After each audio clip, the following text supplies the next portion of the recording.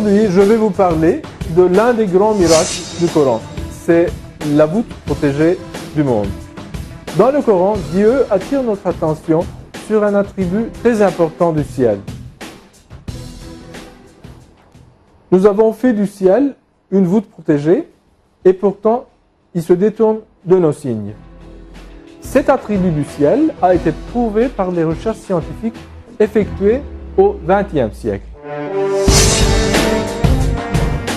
L'atmosphère entourant la Terre tient une place fondamentale dans la préservation de la vie.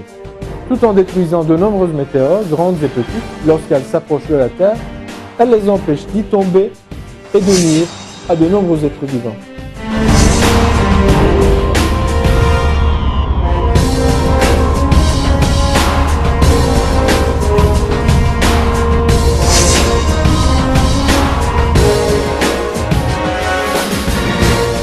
De plus, l'atmosphère filtre les rayons lumineux provenant de l'espace qui sont nuisibles pour les êtres vivants. Ce qui est le plus frappant dans cette fonction de l'atmosphère est qu'elle ne le laisse passer que les rayons inoffensifs et bénéfiques. La lumière visible, l'ultraviolet proche et les ondes radio. Tout ce rayonnement est essentiel pour la vie. Les rayons ultraviolets proches que l'atmosphère ne laisse que partiellement passer sont très importants pour la photosynthèse des plantes et pour la survie de tous les êtres vivants. La majeure partie des rayons ultraviolets intenses émis par le Soleil sont filtrés par la couche d'ozone de l'atmosphère et seule une partie restreinte et essentielle du spectre ultraviolet parvient jusqu'à la Terre. La fonction protectrice de l'atmosphère ne s'arrête pas là.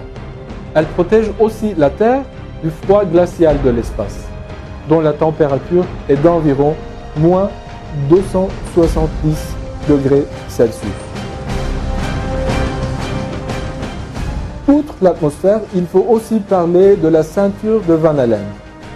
La ceinture de Van Allen, une couche issue du champ magnétique terrestre, sert également de bouclier contre le rayonnement nuisible qui menace notre planète. Ce rayonnement, qui est constamment émis par le Soleil et les autres étoiles, est mortel pour les êtres vivants.